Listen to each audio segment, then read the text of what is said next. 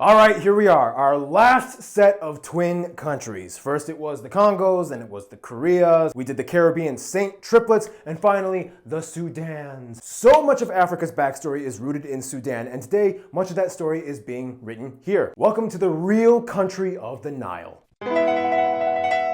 It's time to learn geography. No! Hey everybody, I'm your host Barbs. Get a Geography Now t-shirt at geographynow.com. It's not selling out if it's your brand. So, Sudan. In the words of Geography Abdi Mohammed on Twitter, it is the bridge between Africa and the Arab world. And speaking of Geography, as you know, I love having guest hosts from the countries that we cover, and today's host is going to be Ruba. How you doing? Say hi. Hi everyone. By the way, this is a really cool shirt, and you're wearing a really cool shirt. I sure am. I wonder who made them. Oh, who made these? Oh, I Ruba! did. And I also made the shirt that he was wearing in the Somalia episode and the South Africa episode, and then you'll see them in all of the remaining African. Check it. We got Tunisia, Zambia. I will be wearing these in the future episodes. And if you want one, you can get one at unityshirtshop.com. Support her business. Thank you. All right. Well, Ruba, before we start, what do you want everybody to know about Sudan? Sudan is extremely diverse.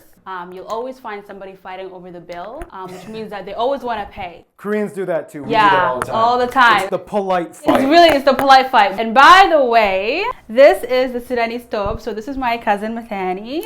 It's this one piece of long cloth that you just wrap around yourself. So just give us a little spin, show us. For men, they wear the jalabiyas, and they also wear like the imma, which is like, it's like this piece of cloth that they tie around their head. So it's just this one piece of long cloth. You know, go to the souk, which is the market, you know, grab some milk or leban. And yeah, I mean, I just love my people and I love my country. You're gonna have a lot to say in this episode, clearly. Yeah, I am, yeah. So let's just kind of jump into it right now.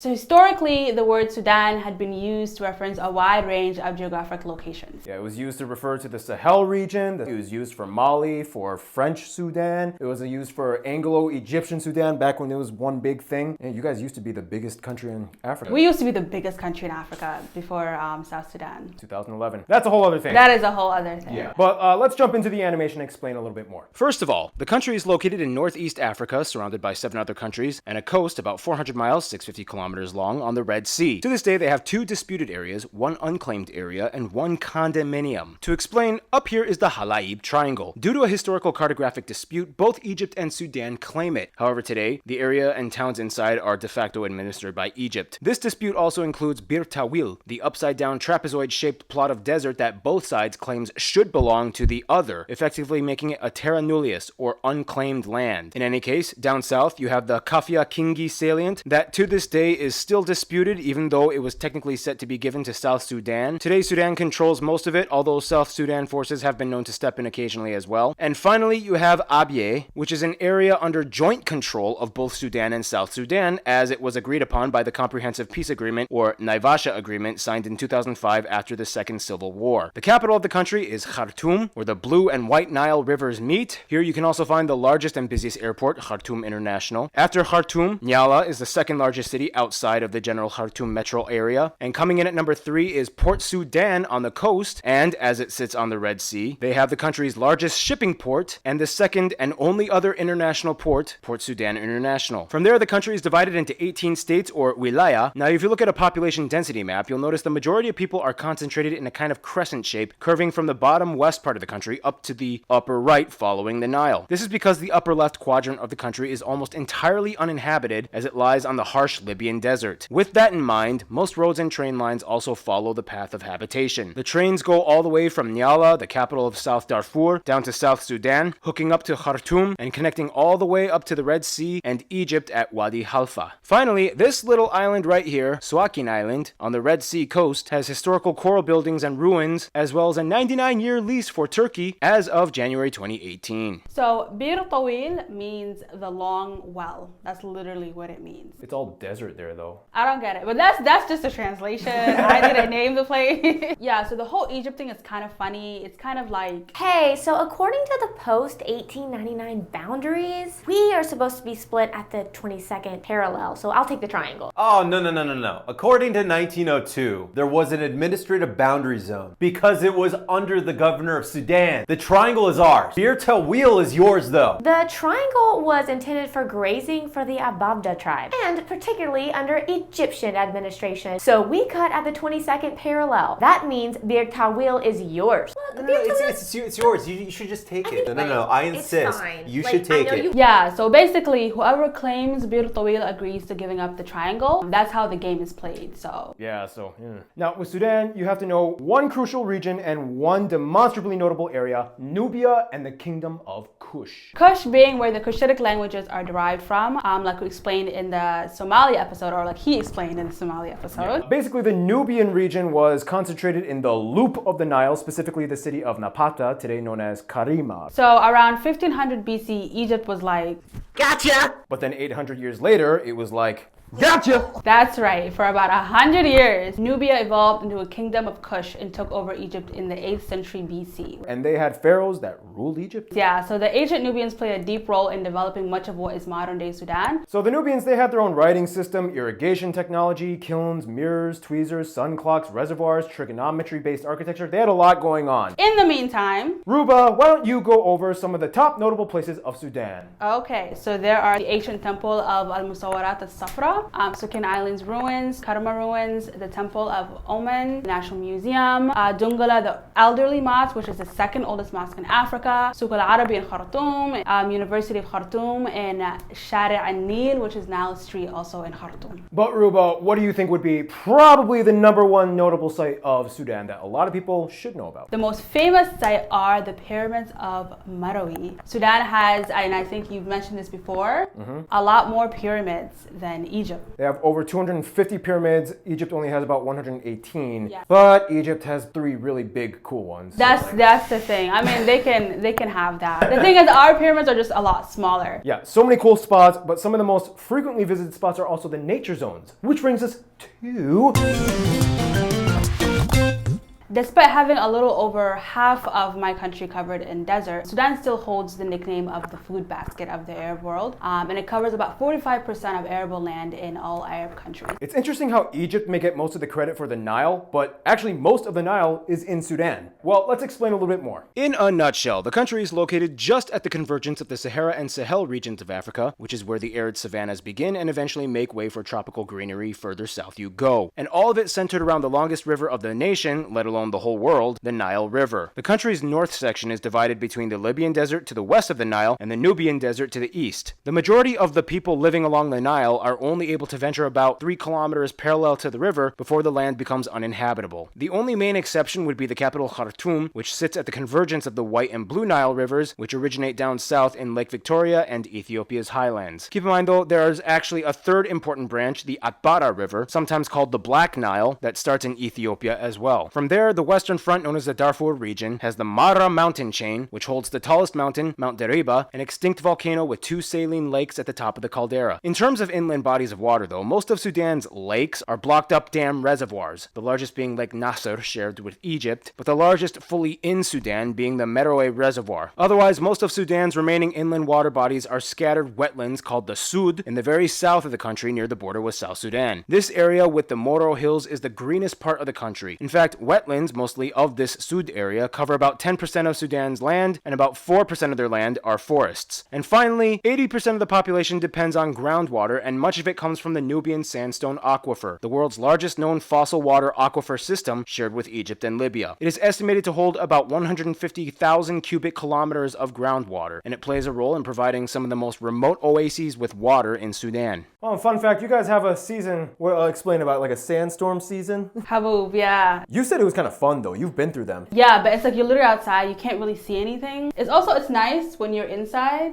because it's very like soothing. It's kind of like snow. Yeah, except it just doesn't melt. Yeah. So Now, Sudan's economy and industry are heavily centered around natural resources. about 80% of the country is employed in the agricultural sector, and in the late 90s, they started exporting crude oil. Yeah, after South Sudan gained independence, you guys kind of lost like what, 2/3 of your oil reserves. Yeah, we said goodbye. Oh boy. Also, fun fact, at nearly 1 million tons annually, you guys are the #1 producer of sesame seeds. I actually didn't know that until so thank you. Sudan also produces 80% of the world's supply of gum Arabic, mostly collected from acacia trees in Darfur and Kordofan. I remember actually when I was a child, we had a couple of trees around my house, and we would just like pick one and eat it, but it doesn't like taste. Eat the gum Arabic. Yeah, but it doesn't taste good. It's like, so it like gets stuck on your teeth. Yeah, because you guys sometimes have like, you use it for like medicinal purposes sometimes, or like Yeah. there's a lot of. Yeah, but I'm pretty sure when we were eating it, it had nothing to do with that. We were just like, ooh, okay. And in Sudan, you will find this stuff a lot everywhere. Thank you, by the way, one of our geography people sent this to for Fan Friday.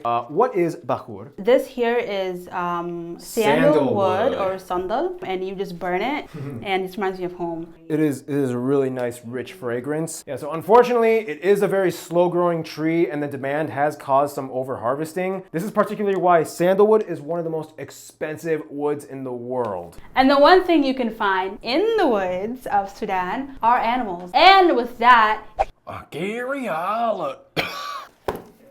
Sudan has loads going on with flora and fauna divided up into 5 vegetational belts. The desert, the semi-desert, the low and high rainfall savannas, and the inland floodplains in the south. Each of these regions hosts different biospheres for plant and animal species. Many can be found in the largest and most notable area, the Dinda National Park. It's home to nearly 30 large mammal species like lions, cheetahs, giraffes, elephants, and about 40 species of fish in their rivers and lakes. Lots of birds too if you like birds, and if you're lucky, you'll spot the national animal, the majestic secretary bird, which can also be seen on the national emblem. Personally, I think it's more of an honour to witness the African civet there. These precious predators are quite unique looking, almost like a mix between a raccoon, leopard, and hyenas. Unfortunately, many of them are caught for their perfume industry for producing the pheromone civetone. So remember guys, be mindful. If you'd like to protect these civets, maybe avoid buying cosmetics and perfumes with civetone. I'm just saying. Peace out, mates! Thank you, Gary Harlow. In any case, that's enough talk about animals. Let's move on to food. What do we got? yeah, and so Mathani is gonna do this. Oh! You ready to talk about food, Mathani? Oh yeah. So starting off with our staples, we have kisra, which is made out of a thin sorghum flour. We have asida, which is also a staple, also made out of sorghum or millet. And then we have gurasa, and so with these 3, we eat it with milah, which is a type of stew. Milah rijla, weka, bamia, umrigega, mulakhiya, rob. We have kamonia, which is my personal fave, but it's not everyone's cup of tea because it's made out of intestines. Goat and sheep would be like the most favored types of meat in Sudan. So we have agashe, which is a type of roasted meat with peanuts. And quick side story, my dad used to cook it out of his van and sell it. Shatta is huge in Sudanese culture. It's like hot sauce, but way hotter. And definitely try Sudanese falafel.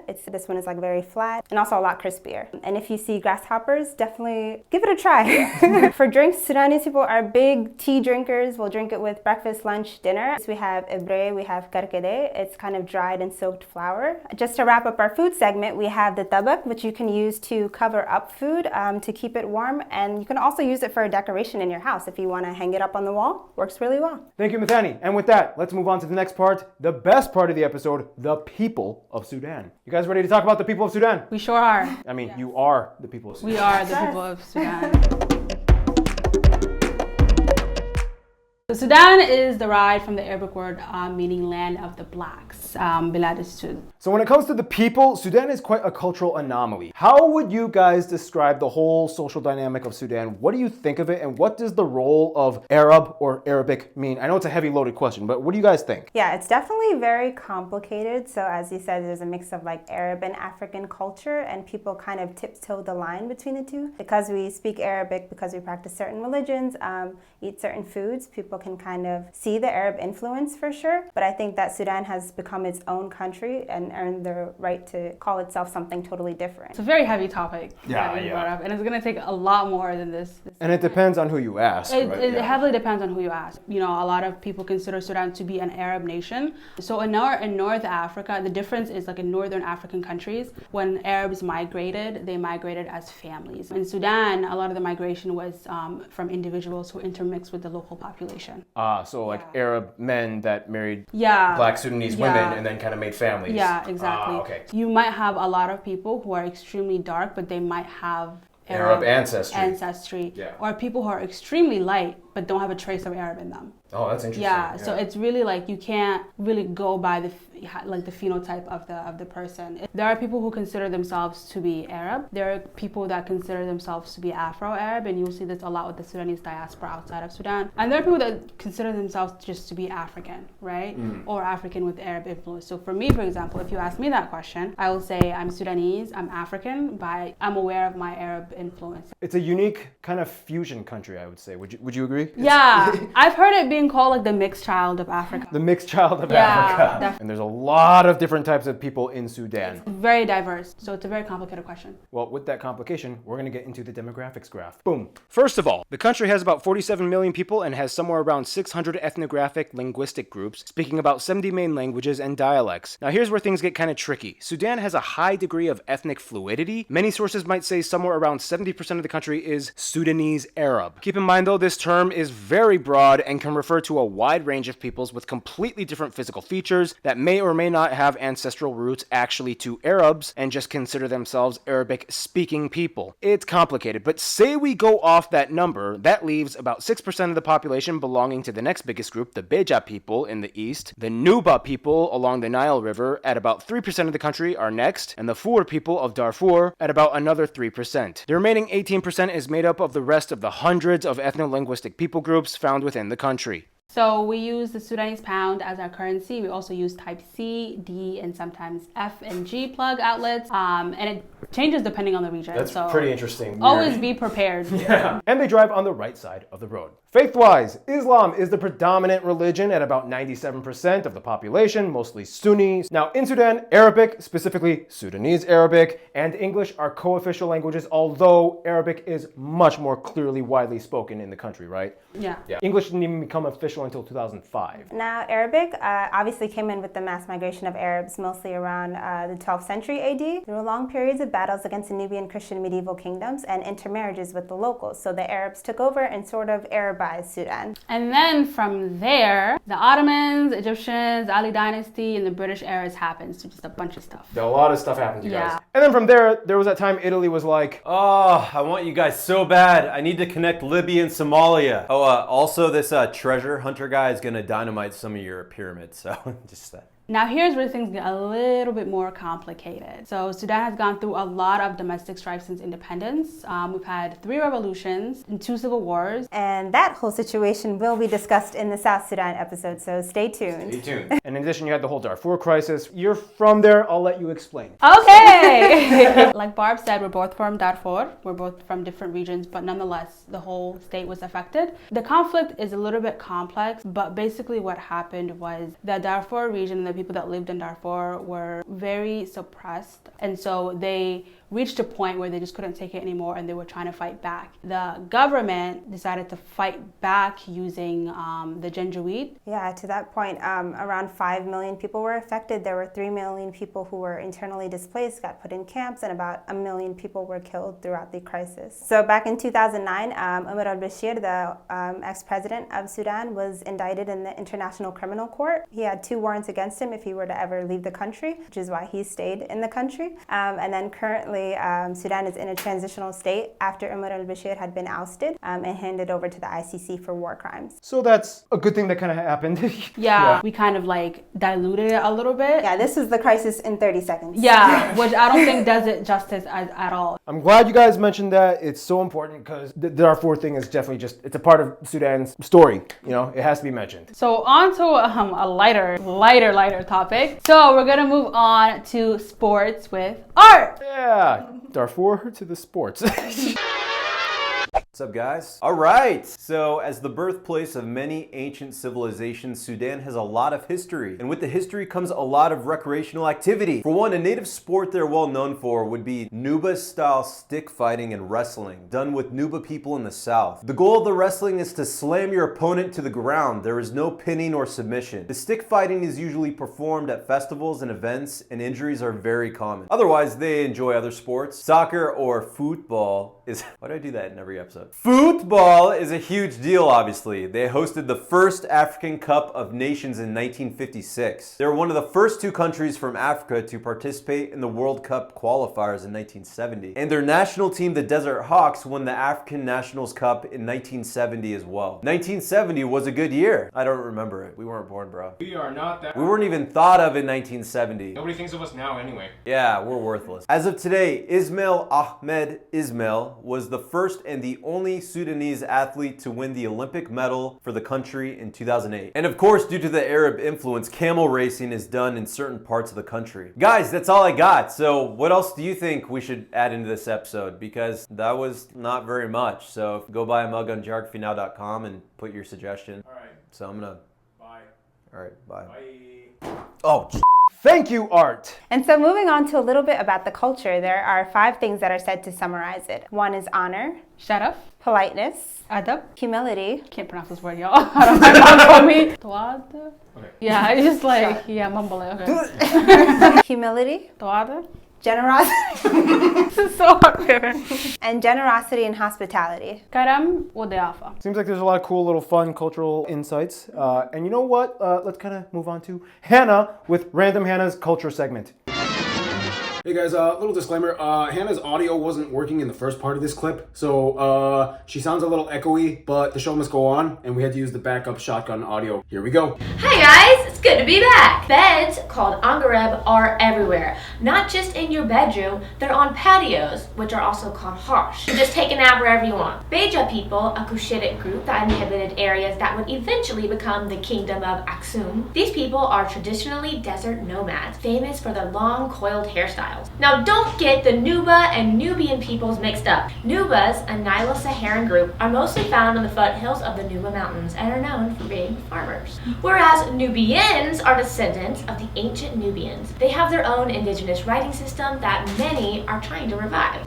And finally, the Four people, mostly in the Darfur region. And actually, Ruba is from the Darfur region, so why don't I let her take the segment away?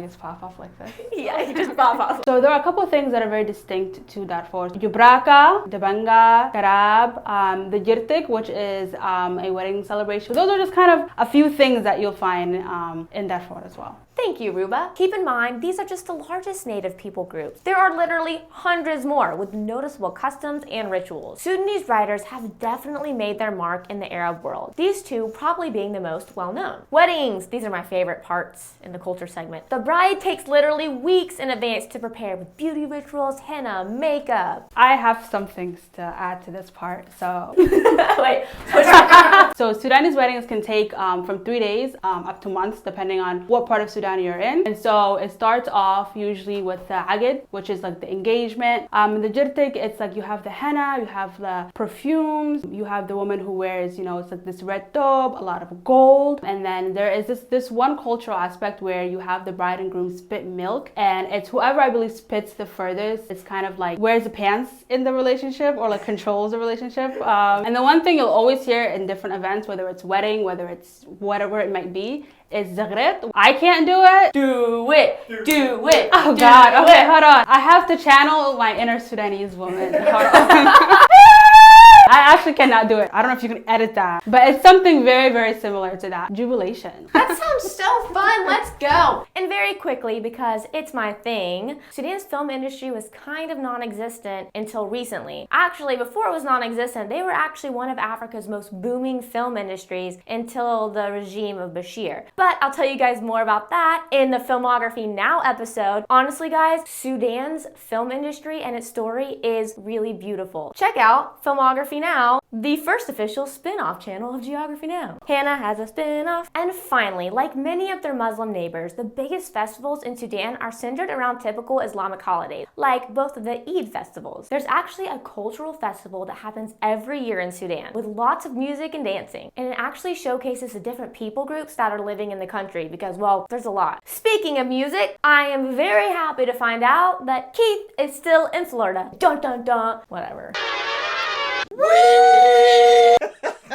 Everybody, this is my mom. All right, you're out of here. Bye, Mom. All right, Thanks, Mom, for being a part of the show. Yeah! Anyways, traditional music in Sudan is unique because even though they speak Arabic, they don't perform traditional Arabic music. Most of their traditional songs use the pentatonic scale, which, for those of you that don't know at home, pentatonic scale consists of 5 notes. You have a major pentatonic and you have a minor pentatonic. They tend to be slower with heavier lyrical metaphors. Each region and group of people has different music styles. For example, in Darfur, you hear more female vocalists. And in the southern parts of the country, gourd trumpets called waza can be heard. Modern Sudanese music, though, began in the 1920s with the Hakiba movement. This style mixed religious chants with non-religious lyrics recorded on vinyl. And those of you that don't know what a vinyl even looks like, check this bad boy out. Ravi Shankar, some great music from India. Now this is a vinyl record. It opened up the door for more artists to experiment with new different kinds of music. In the 60s, it is considered the golden age of music, with introduction to instruments like the electric guitar, piano. There are so many different famous artists, and we're gonna put a screenshot up probably over in this corner here. Then in the 90s, after the military coup, Sharia law heavily restricted the music scene. Many music halls and outdoor concert venues were closed. Many musicians were barred from performing. Things lightened up though in the 2000s and the 2010s. You saw more Sudanese rappers and reggae and Afrobeat artists come onto the scene, and many of them were Sudanese people living abroad. If you're Sudanese, what would you like us to know? Write us in the comments below. I hope everybody has a great day, and I hope y'all go buy a Keith shirt, because Hannah sucks. Thank you, Keith. Sounds like after the Bashir stuff, things kind of started to transition into the 21st century with music and everything. Yeah. Well, it seems like, Sudan has a lot of interaction with the rest of the world, which means we're going to move on to the last segment.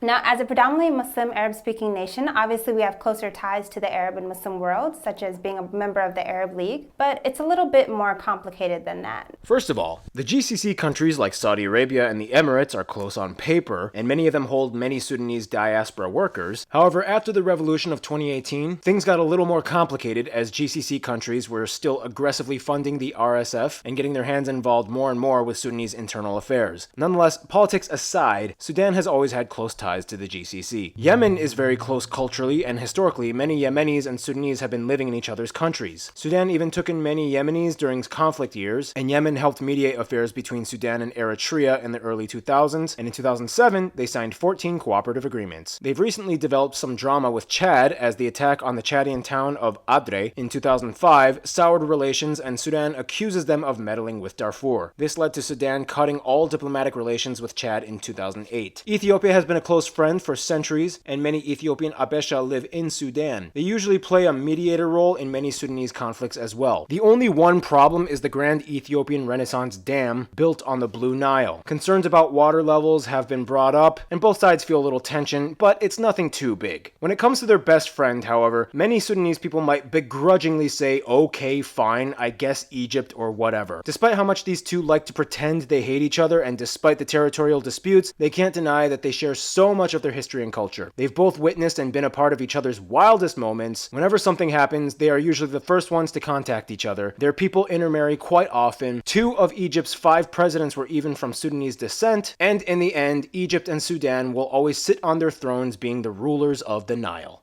All right, and with that, in conclusion, obviously, it's your country. I'm going to give it to you guys. Have fun. Yeah, I would say in conclusion, after we talked about a lot of the history and the culture, Sudan is in a very transitional state. And I would definitely say just try to keep up with what's going on now in the news. Yeah, I mean, Sudan is an amazing country with some incredible people. You won't find usually a lot of us, but when you do find us, you love us. We really hope that you learned a little bit more about Sudan today. Yeah, we hope we did the country justice. Yeah. Don't leave any nasty comments on the bottom. Yeah, and if you have anything that you want people to know, please add that below. Thank you guys. Such an honor to have you guys in the episode. Ruba, thank you so much for making these shirts. Please check out UnityShirtsShop.com. For the 80th time in this episode, we've said it.